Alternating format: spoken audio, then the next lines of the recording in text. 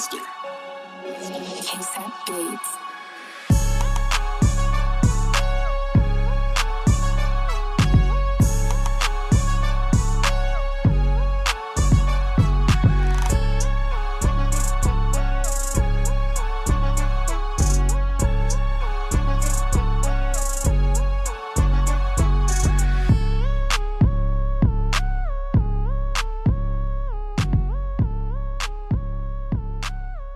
Let's get wired in.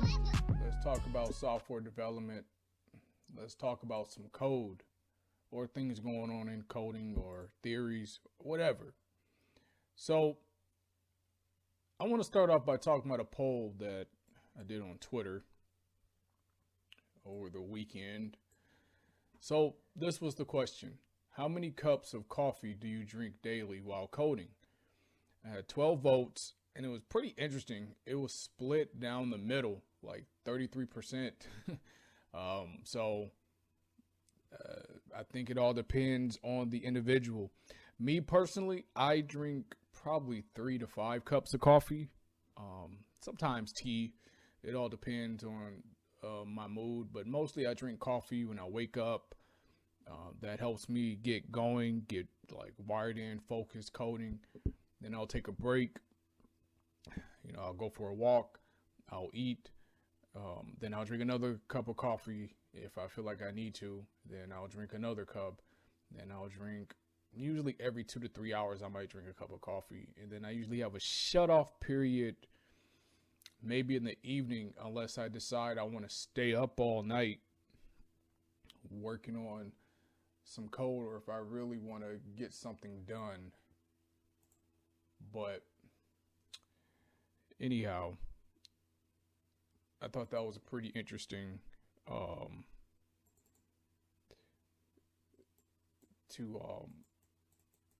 to bring up, was that a lot of people they're coffee drinkers and they drink coffee while coding. So anyhow, I pretty much gave you a rundown of how I pretty much conduct my day now that I think about it. So, you always should have a routine when you're doing any kind of work.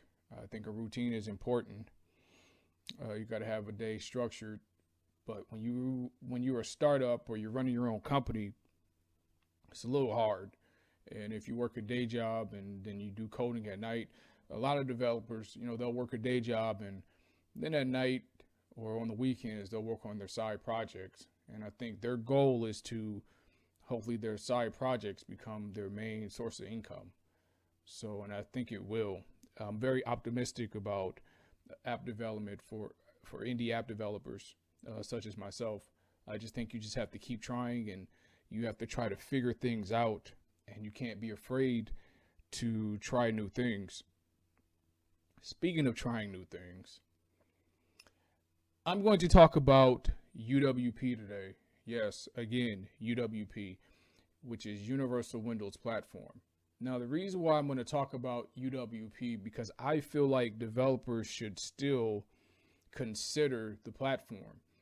Now, I know a lot of companies and even Microsoft, they've kind of scaled back on UWP in the store, and they're pretty much going with Win32.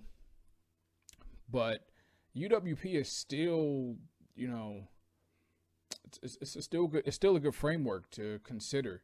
I think it all depends on your use case, and I think developers should never follow trends. You should never follow a trend. So if you see companies pulling UWP apps, that doesn't mean you should pull UWP apps, because I don't think the Microsoft store is going anywhere anytime soon. So, you got to think, a lot of enterprises are just now upgrading to Windows 10. They're not using Windows 7 anymore. So a lot of enterprises will be using Windows 10, which means for indie developers, what you can do is you can create software and distribute it through the store for enterprises. It makes it a lot easier to distribute software for businesses to use.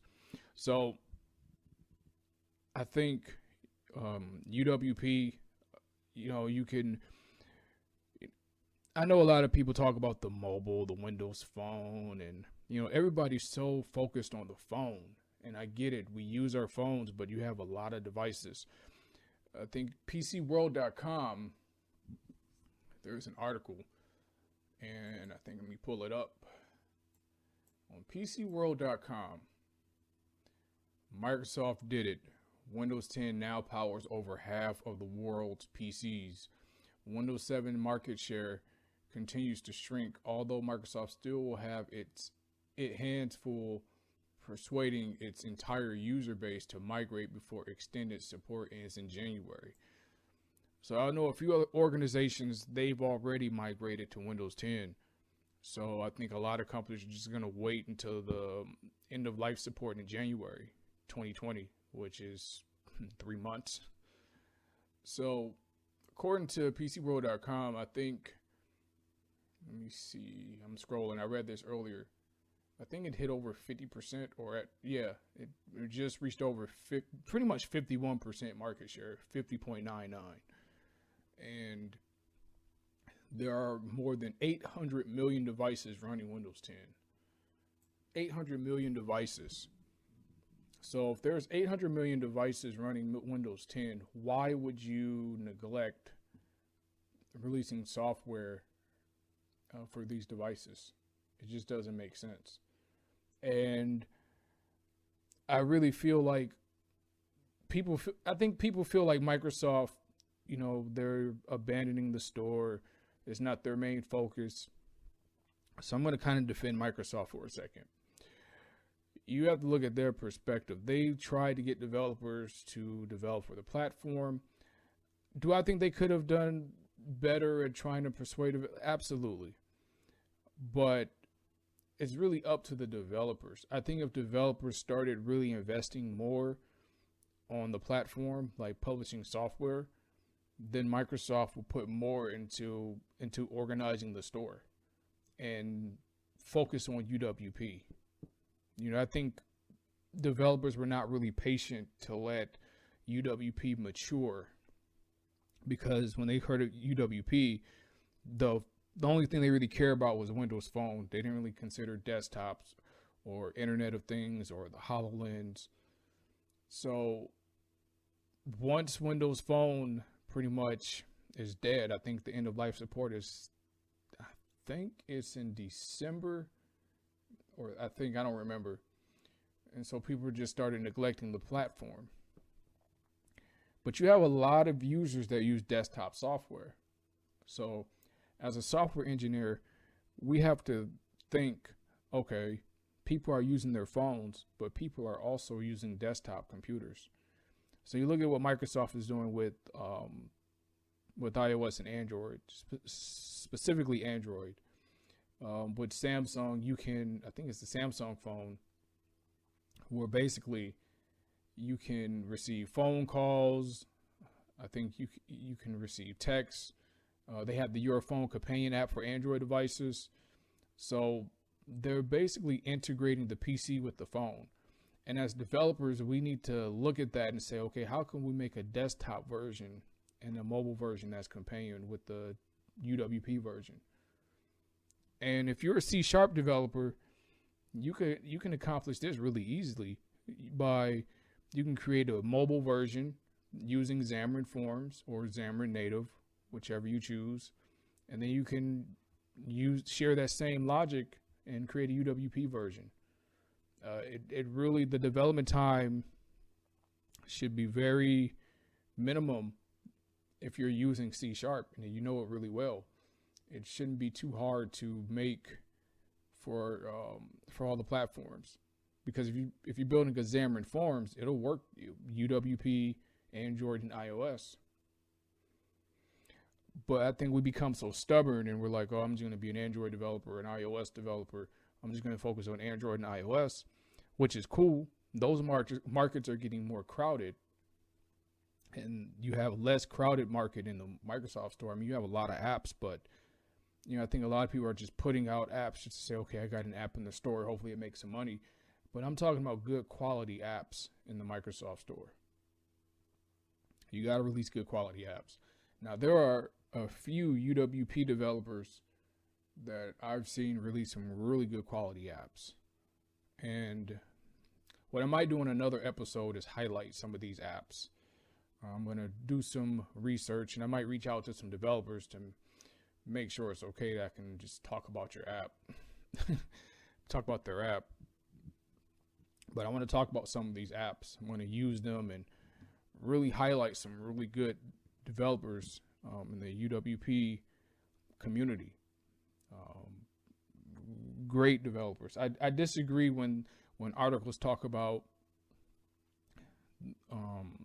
lack of quality apps. There's quality apps. You just have to really find them. And then also too, some developers, they just release a minimum viable product and they're constantly working on it. But when they're constantly getting negative feedback and they try to work with the customer and the customer is rude, they're just like, to hell with the platform. But the only way the Microsoft Store is going to get better is if we get better at believing in ourselves and releasing apps on the platform, for the platform. I think just neglecting the platform because of what we see in the tech world, these tech sites, I think that's bad. If you have an idea, build it. There's, with mixed reality, you can make games for mixed reality. You can make a special app for mixed reality. You can do so much with UWP, and you can integrate some of Azure services like cognitive services. Like, you can create so many innovative applications. You can create applications and sell them to enterprises. There's so many avenues that you can do with UWP, that you can go with UWP. I just get frustrated when I see people just talk down on UWP. And I know a recent article where Microsoft, Gears of War 5 will not be UWP, it'll be Win32. I think it's available on Steam, and that just validates the point that UWP is dead. Now, I will say this, UWP is not what it once was. Let's be honest about that. It's not, but it's still, you look, even the legacy technologies like Win32 apps, WPF WinForms, they're using some elements from UWP. So it's not like UWP is going to go anywhere. And I do believe UWP has just become a framework, another way for you to distribute software. Now, the only way UWP will die, I guess, if Microsoft just allows Win32 apps to be basically universal. And that's the only way I could say that. But I don't think they've invested too much time and money into UWP. So I'm going to continue to develop UWP apps. I have apps that are doing pretty well. My basketball playbook app has been like a top paid sports app.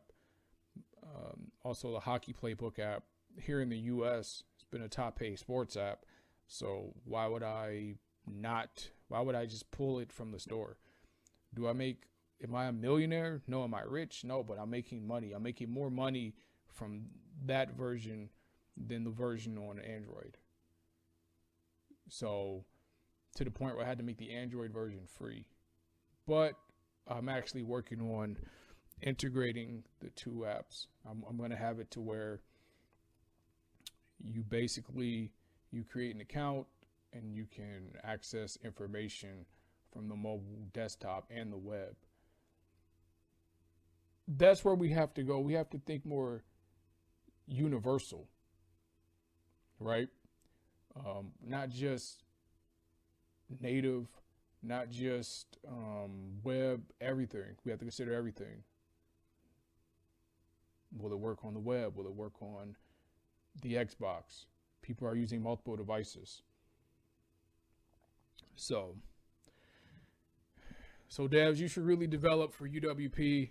Instead of reading tech blog sites, you should really read the documentation for Microsoft. It's a 10-minute read.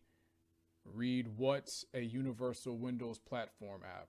You should really read through it thoroughly to really understand what UWP is, and best ways to monetize it.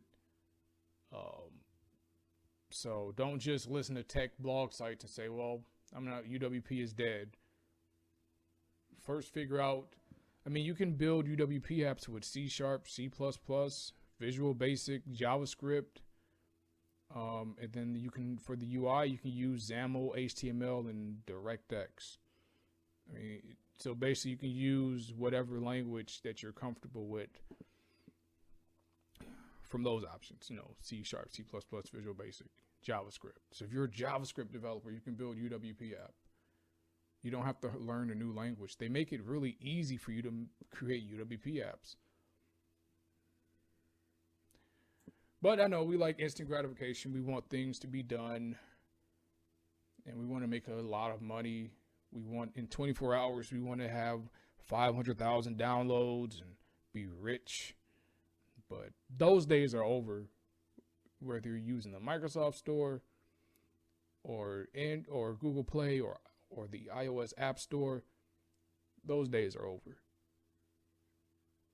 Those days are over. So it's a mature market now. So that's all I pretty much had to say. I'm not going to sit here and ramble too much longer. I just feel like you should not give up on UWP. And that's it. So you can follow me on Twitter at Appavelli, on Instagram at Appavelli, pragmaticdevsolutions.com, appavelli.com. Stay wired in, write some code, and I am